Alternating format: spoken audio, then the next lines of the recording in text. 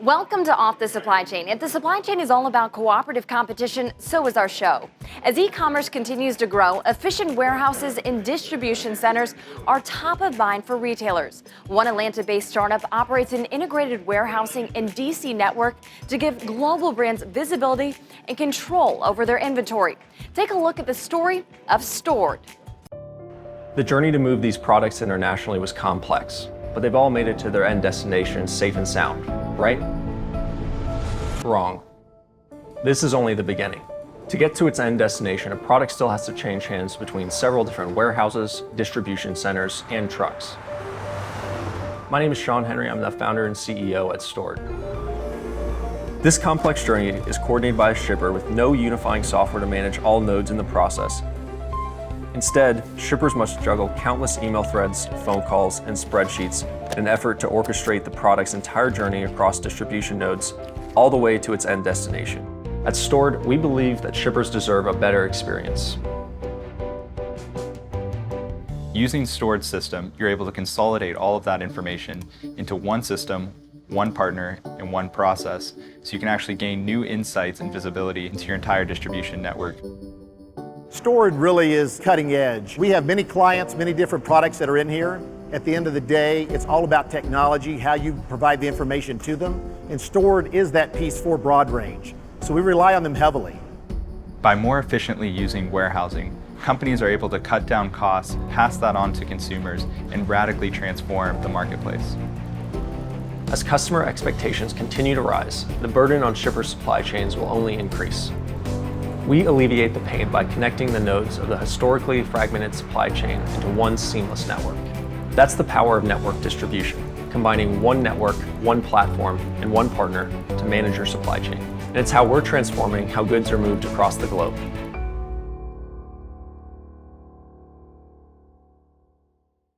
Stored CEO and founder Sean Henry is just one of our panelists on today's episode of Off the Supply Chain. Now to our host, Chad Prevost. Joining us today on the last mile final frontier, Zach Strickland analyzes and reports on transportation, industry activity, and statistics for FreightWaves. As a financial and pricing analyst at US Express, he developed operational dashboards and pricing models for the LTL and warehousing division.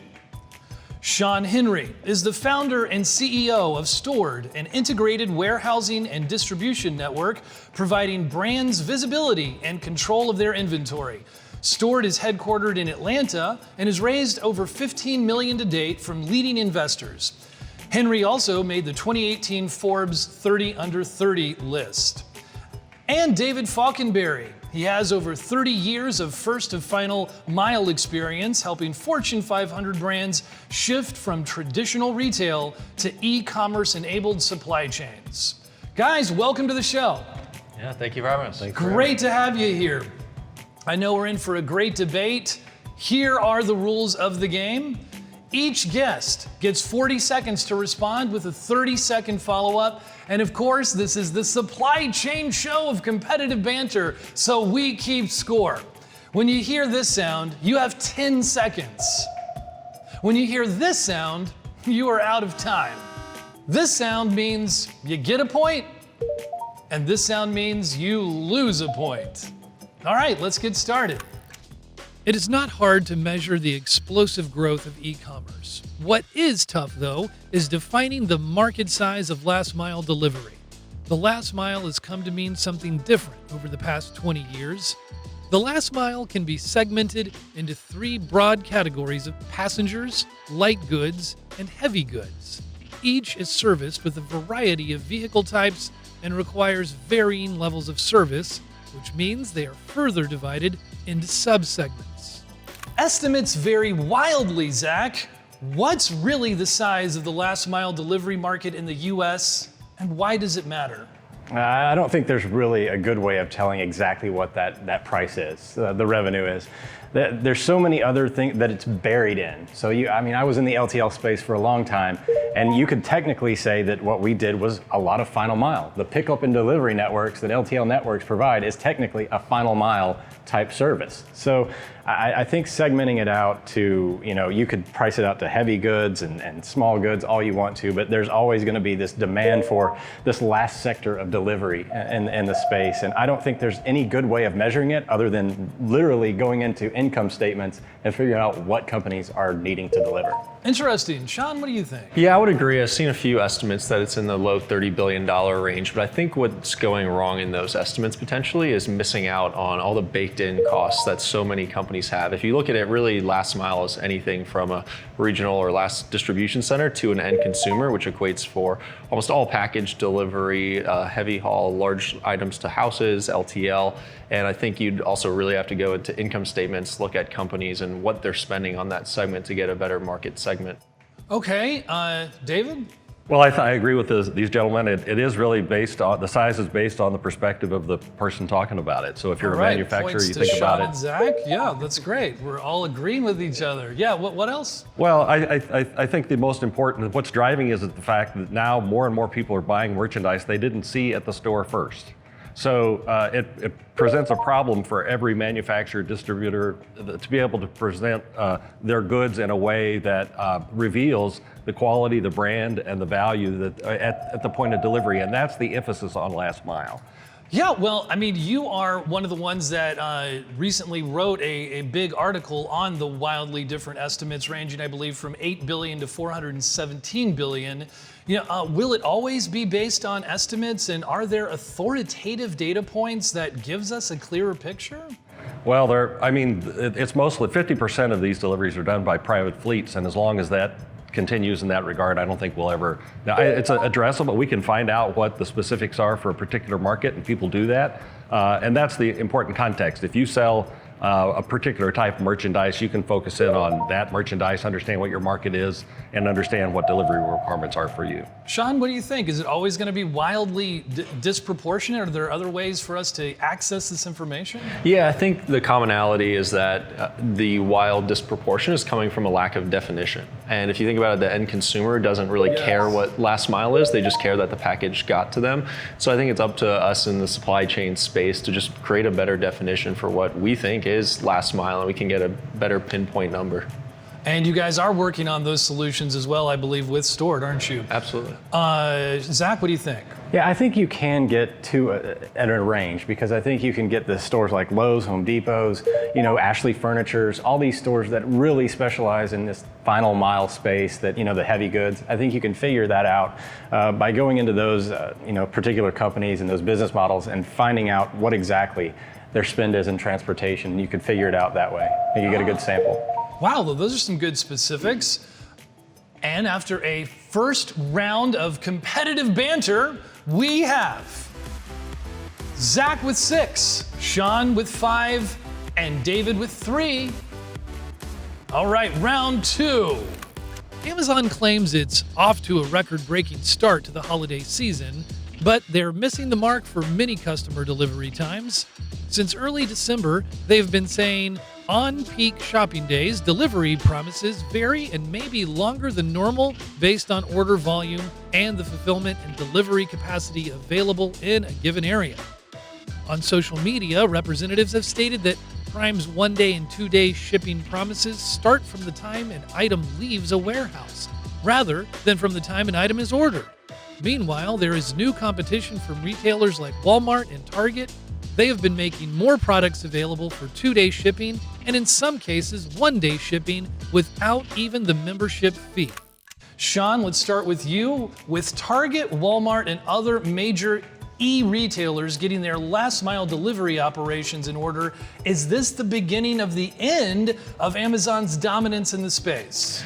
Yeah, it's a great question. I would say no, personally. I don't think so, because I think what the consumer ends up liking is that they trust the Amazon effect. They trust that they get the same level of delivery with all their products. And when you venture out to other retailers, they may still have those same promises, but I think it's a lot harder to build that trust with the consumer when everybody starts saying we have 1 and 2 day delivery. So I still think you see a lot of consolidation of the consumer behavior towards certain retailers.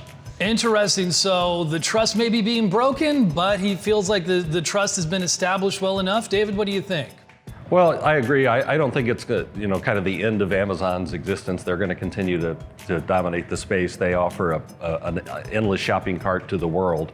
And I think there's a place for local stores and local merchandising. People want to do business locally if they can, but the need to receive fast delivery isn't going to change. Amazon has set the benchmark there. They've set the goal for everyone to reach. I think that'll continue. They'll be around for quite a while. Well, not their existence so much, but their dominance is at the end of the dominance. Zach, what are you thinking? Yeah, I think their dominance is starting to wane a little bit. They've really started to try to get into this logistics business. They've been a warehouse management service for the longest time, and they're really not set up to understand how to get from point A to point B effectively. So that's what they're running into right now, is all this stuff that trucking companies and delivery services have already figured out. They're trying to invade that space just by sheer force of will.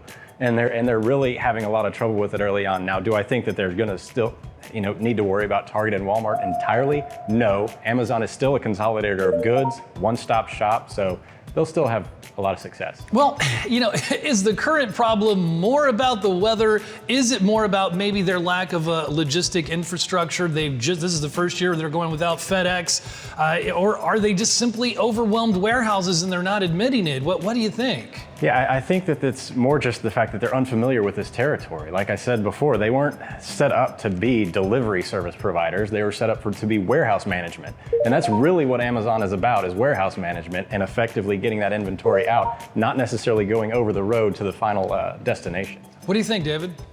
Well, I think part of the problem is the way that the routing and scheduling is done. That can have, so weather can affect on-time service in a lot of ways. But when the delivery time is set at the point of sale, that makes the routing problem a lot more difficult. And when you add a weather problem to that changes the utilization of the available capacity quite a bit. So I'm not sure the story is exactly accurate about what happens when weather intercedes. An alternative is not to schedule the delivery at a particular window until you've had a chance to route stops based on what the particular weather problem is. Sean, final word. What do you think it is? Weather, overwhelmed warehouses, logistics operations? Yeah, I think the biggest problem for them is just volume. They're trying to shift all of this supply chain and their existing infrastructure towards internal in such a short time period that I think any company would have severe challenges with it. So I think if you look at the scale of their challenges, it's actually fairly minimal relative to the overall accomplishment and what they're doing.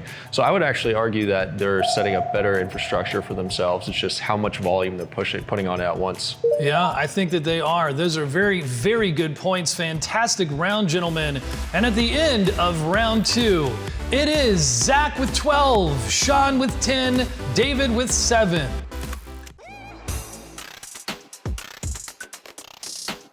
And now for the lightning round, big deal or little deal, where our panelists have 15-second quick hitter responses. This is where you separate yourself in the competitive banter of Off the Supply Chain. UPS announced in November that it is offering $35 in rewards for consumers to pick up holiday packages at any one of 15,000 alternate delivery locations across the US, known as access points. Qualifying consumers receive a $15 Target gift card and $20 in upgrade credits to the UPS My Choice program, which allows businesses and residential end users to manage their delivery schedules. Big deal or little deal? Why or why not, David? I think it's a big deal. It gives consumers choice. They can receive shipments delivered directly to their home, or they can arrange to pick them up at their convenience. It also, from a logistics, transportation, utilization perspective, is much more efficient. If they, last year I think we averaged 28 parcels per person. Sorry, Okay, ran out of time. we give you credit for that. All right, Sean, yeah. Yeah, I think it's a big deal for probably 2-3 reasons. One, internally at UPS, dramatically lowers their logistics costs when they can batch orders all going to one access point. And two, for the consumer, it gives them that kind of trust factor I talked about earlier. And if you look at global markets, it's a big trend when it comes to theft and getting packages at an access point. Yeah, they're all having more to say than can fit into the space. Zach? Yeah, a little deal right now because it just hasn't taken off yet. I think when we see UPS's income statement here at the end of the fourth quarter, we'll see if it's really a big deal or not. I don't know if people will really buy into this just yet. Spoken like a true pricing analyst. A McKinsey & Company report estimated that last mile delivery costs amount to more than $86 billion per year. In addition, the company predicted that autonomous vehicles will make up 85% of last mile deliveries by 2025. Big deal or little deal? Why or why not? Zach? Little deal. Autonomous isn't going to happen here in the next few years. Level 5 autonomy is still decades away. They need to have a lot more technology. I know they're excited about 5G, but 5G has still got several years left to implement as well. Okay, Sean? I would say little deal also because of the autonomous vehicle technology, and I think 85% by 2025 is an ambitious goal. Yes, they are predicting more than many other analysts are. David? I agree. It's hard to believe that in that short of period of time, all those problems could be solved. It is significant to consider, given the impact that it would have to the people that are making those deliveries today. The immediate future of autonomous vehicles will be about fleets of self-driving trucks working with 5G data, which is already being used in many U.S. cities. Shippers are looking for and investing in the technology, as transportation operators are looking to take friction and cost out. Much faster data speeds will be the ultimate drivers toward level 5 automation. Big deal or little deal? Why or why not, David? Well, I think one of the biggest challenges for autonomous vehicles is really vectoring, and so that having the 5G network in place is critical. So I think it's a big deal in that respect. Let's see, Zach, what do you think? It's a big deal in the way that they're investing in it. I don't think it's going to materialize in the way, but it's going to have an impact to everybody's bottom line over the next several years as they struggle to keep up with technology and the progress there. Sean? I think it's a big deal because of what it can enable, not because of exactly what it is today. Same with Netflix. They weren't able to actually be an online streaming service because of download speeds for a long time. I think it's the same with autonomous vehicles and other things in supply chain. It's a big piece of infrastructure on the front end. Okay. Let's see. For our final question, who will be the Off the Supply Chain Champion of the Week? Delivery is emerging as a competitive advantage for local retailers. On Fleet surveyed 1,000 U.S. consumers and 76% said they would be more inclined to order from local stores rather than from Amazon if they could get same-day delivery. Big deal or little deal? Why or why not? Sean? I think it's a little deal only because of the infrastructure you still need to actually accomplish that. And I still think you need some sort of consolidation in different marketplaces like Uber Eats and other last mile companies. Whereas I think the consumer is less likely to go to a bunch of independent retailers and go to different apps. Okay, David? Yeah, I think it's a little deal too. I think the tide has already turned in that regard. And so people are clamoring who didn't kind of get involved in e-commerce early or trying to find a way to compete in that space. So I think it's a little deal. Maybe a little deal. Do locals have some kind of advantage, Zach? Final word. No, they don't. Consumer surveys basically useless. I don't think that they're going to be able to compete. I mean, everybody's going to still click on Amazon, even though they may say, "Oh, I really want to go and click on Bomb and Pops," down the street. But no. And at the end of our last mile, final frontier off the supply chain show, it is Zach Strickland with 18, Sean Henry with 19, and David Falconberry with 13. Thank you all for playing. Congratulations, Sean. Thank you guys, I appreciate it. Great to be here. Come in, you're on your inaugural appearance. What are you gonna do with your week of being the Off the Supply Chain champion? I don't know, I'll have to come back when this is open, Freight Alley's open. Okay, well, you're welcome to come back even if you're not wearing the supply chain. Great to have you here, congratulations. Thank you guys. And that's it for this week's Off the Supply Chain. Thanks for tuning in. We hope everyone has a great holiday and a happy new year. We'll see you in 2020.